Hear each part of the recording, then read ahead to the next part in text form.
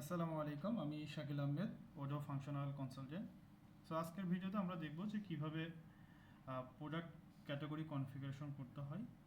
So product category use করি আমরা হলো প্রোডাক্টের ভিতরে।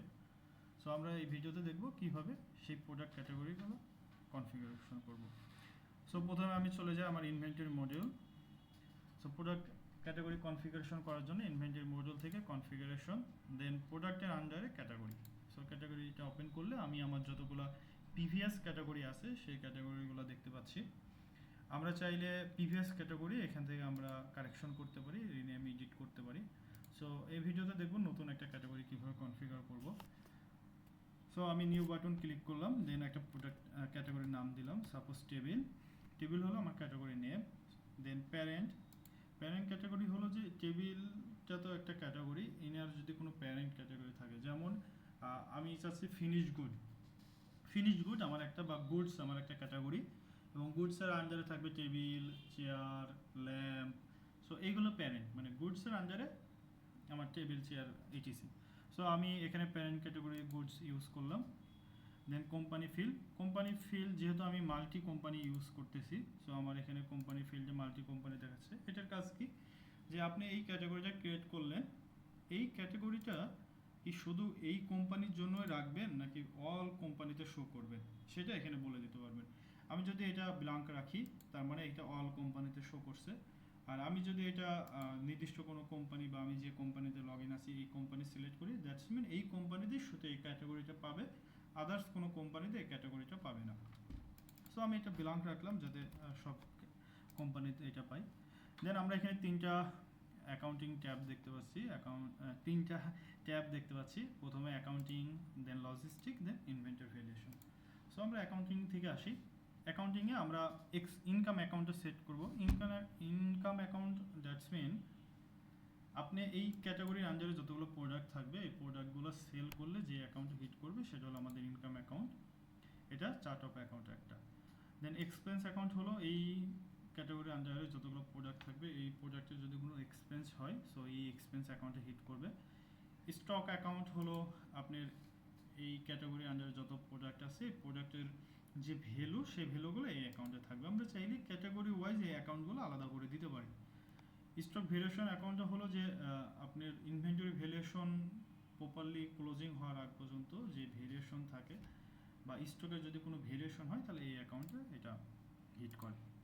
দেন লজিস্টিকে আমরা ফোর্স রিমুভাল স্টেজই পাবো। এটা দ্যাটস মিন হলো যে আমরা কোন মেথোলজিতে আমরা আমাদের প্রোডাক্টগুলো আউট করব। সো এখানে আমরা বিভিন্ন মেথোলজি পাবো। সো এখান থেকে আমাদের বিজনেসে যেটা প্রয়োজন আমরা এটা ইউজ করব। সো আমি এখানে ফিফো ইউজ করলাম।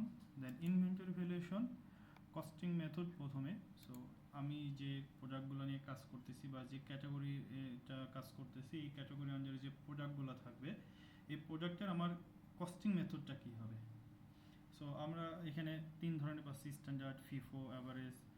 সো আমরা এখান থেকে যে কোনো একটা ইউজ করতে পারি। এটা হলো আপনি যে কোম্পানি বা যে বিজনেসের জন্য কনফিগার করবেন, এই বিজনেসের জন্য আগে আপনাকে গ্যাপ অ্যানালাইসিস করে দেখতে হবে, বা ওনাদের টিমের সাথে কথা বলে দেখতে হবে যে ওনারা আসলে কোনটা মেনটেন করতে চায়।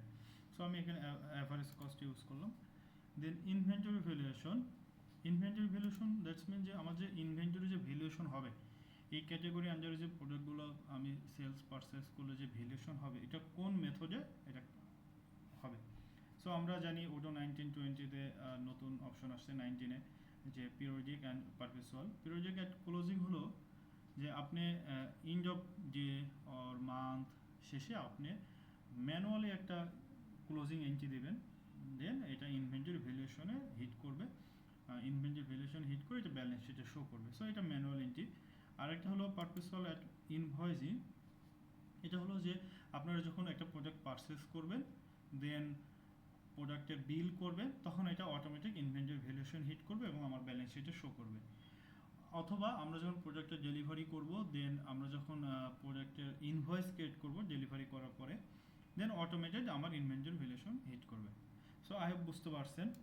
সো দেন আমি এটা সেভ করলাম। সেভ করলে আমার ক্যাটাগরিটা ক্রিয়েট হয়ে গেল। আমরা যখন এখন ক্যাটাগরিতে যদি ব্যাক করি এবং এখানে যদি টেবিল লিখে ফিল্টার করি, সো আমি দেখতে পাচ্ছি যে আমার গুডসের আন্ডারে টেবিল। সো এটা একটা প্যারেন্ট ক্যাটাগরি টেবিল। আমি যদি এখান থেকে প্যারেন্ট ক্যাটাগরিটা তুলে দিই, টেবিল হলো একটা চাইল্ড ক্যাটাগরি। সো এখন সে নিজে একটা ক্যাটাগরি, হ্যাঁ।